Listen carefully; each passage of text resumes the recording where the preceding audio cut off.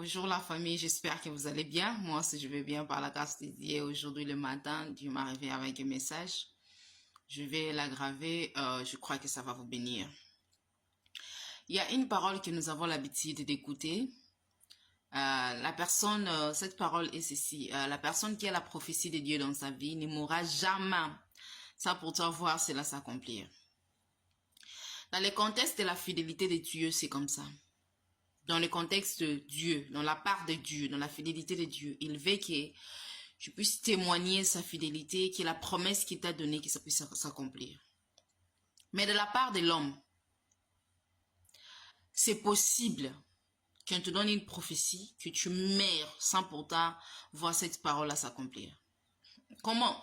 C'est à grâce. Comment quelqu'un peut avoir une prophétie, mourir sans pourtant voir ça s'accomplir? C'est possible. On te donne une prophétie, tu meurs sans pourtant le voir s'accomplir. Je vous dis que c'est possible. Non dans la fidélité de Dieu, mais dans ta manière de marcher avec Dieu. Ésaïe chapitre 38, verset 1. Nous allons voir le prophète Ésaïe va chez le roi Ézéchias pour pouvoir lui donner une prophétie. Le roi était très malade. Lorsque le prophète lui donne une prophétie que cette maladie t'amènera à la mort, qu'est-ce que Ézéchias, le roi, avait fait après avoir reçu la prophétie? Est-ce qu'il était derrière le prophète Ésaïe? Est-ce qu'il était en train de supplier la prophète Ésaïe?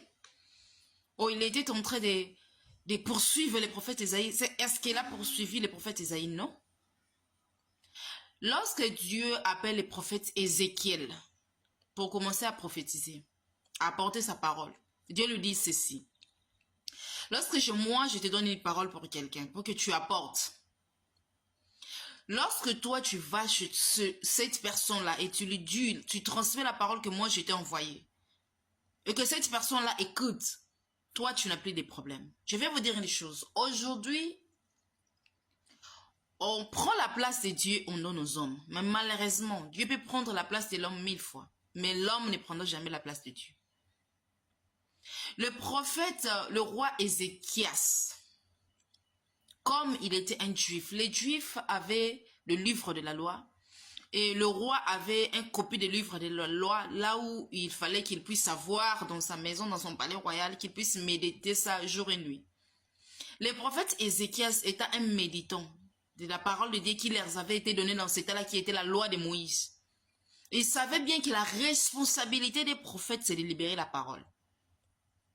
Aujourd'hui, on prend les prophètes comme des mensongères, comme des personnes qui mentent. Ah, cette prophétie-là, on m'a donné, ça ne sera pas accompli parce que les prophètes-là étaient menteurs. Je vais vous dire une chose. Le prophète est là pour libérer la parole. Dans Ésaïe, allez lire Ésaïe 38, 1. Le prophète Ésaïe était venu dans le palais d'Ézéchias, le roi. Il a libéré la parole et il était parti. Aujourd'hui, lorsque les paroles se libèrent, on pense que lorsque le prophète libère la parole, c'est lui qui doit accomplir la parole. Non. Celui qui accomplit la parole, c'est Dieu. Ce n'est pas le prophète qui accomplit la parole. C'est lui qui t'a donné la promesse, c'est Dieu. C'est Dieu qui doit l'accomplir. C'est à Dieu de l'accomplir, ce n'est pas au prophète. Le Dieu a dit à Ézéchiel, le prophète, que ton problème à toi, c'est de libérer la parole. Mon problème à moi, étant qu'une personne que Dieu a donné la grâce de porter sa parole, c'est de libérer la parole, c'est tout. Parce que moi, je ne suis pas capable même de devenir ton surveillant, de contrôler ta vie, comment tu vis ta vie. Non, je ne peux pas. Je ne peux pas. Et je ne suis pas dans la place. Ta relation avec Dieu, comment tu vis ta vie, c'est toi avec Dieu. Ce n'est pas le problème de celui qui libère la parole. C'est pour cela le roi Ézéchias, qui connaissait la loi, qui connaissait la parole de Dieu, et dans ce temps-là, il avait la loi de Moïse. Lorsque le prophète Ésaïe a libéré la parole, qu'est-ce qu'il a fait? Est-ce qu'il est allé derrière les prophètes? Non. Il a laissé les prophètes. La Bible dit qu'il a tourné son visage devant le mur. Parce qu'il a compris que la parole a été donnée par Dieu. Si je dois faire affaire, je ne dois pas faire affaire encore avec le prophète Ésaïe. Parce que lui, il a accompli son rôle. Il a libéré la parole. Je dois faire maintenant affaire avec Dieu. Parce que c'est lui qui va accomplir la parole décrétée sur ma mort, c'est Dieu. Il a tourné la parole. Il a tourné le visage plutôt dans le mur. Il a commencé à parler avec Dieu. Le problème de l'église aujourd'hui, Au lieu de devenir disciples des chrétiens, nous devenons disciples de Jésus plutôt, nous devenons disciples des pasteurs. Si ton pasteur est chrétien, est-ce que tu es chrétien? Si ton pasteur est Paul, est-ce que tu es polonais? Si ton pasteur est, son nom est Elvis, est-ce que tu es elvisien? Tu es chrétien. Cela veut dire quoi? Tu es le disciple de Jésus. Lorsqu'un prophète libère la parole, un prophète n'a pas la capacité d'accomplir la parole qu'il a libérée. Nous voulons des fois donner les hommes la place de Dieu. Dieu va prendre la place des hommes 1900 fois. Mais l'homme ne prendra jamais la place de Dieu. Celui qui accomplit la promesse, c'est Dieu. Celui qui accomplit, fait que la promesse, les paroles libérées soient accomplies, c'est Dieu. Cela veut dire quoi? Lorsque le prophète libère la parole, c'est fini, c'est son rôle, c'est ce que Dieu lui a dit à faire, comme Dieu avait dit au prophète Ézéchiel. Le problème, c'est que lorsque tu ne libères pas, lorsque tu libères ton problème, c'est fini. Alors, ça dépend du problème de celui qui va écouter. Je vais vous dire une chose. Croire à la promesse de Dieu et ne pas avoir la foi. Je vais répéter ça. Croire à la promesse de Dieu et ne pas avoir la foi, c'est être en train d'attendre les vents.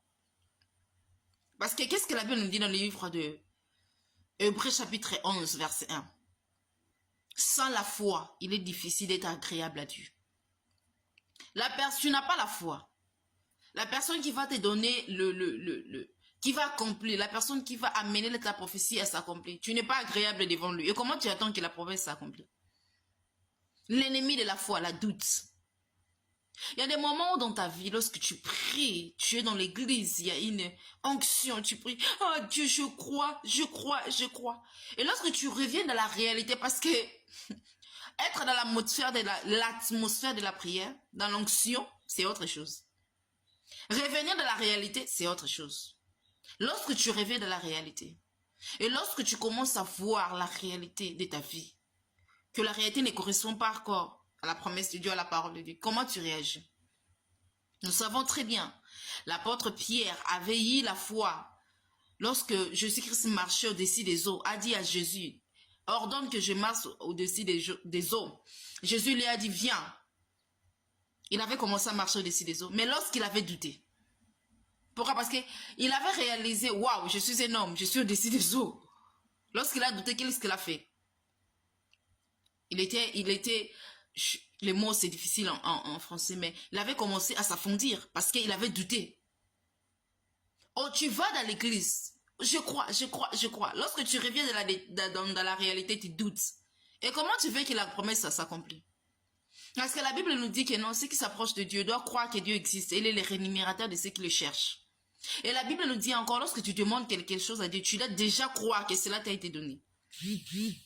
Souvenons-nous de l'attitude de Anna, c'est ça la foi. La Bible dit que lorsque Anna avait demandé, et que le prophète, et que le sacrificateur Élie avait libéré la parole, que Dieu te donne ce que tu as reçu. Lorsque ton pasteur te dit que te donne ce que tu as reçu, quelle est ton attitude après avoir reçu cette parole? Parce que c'est ça qui détermine tout.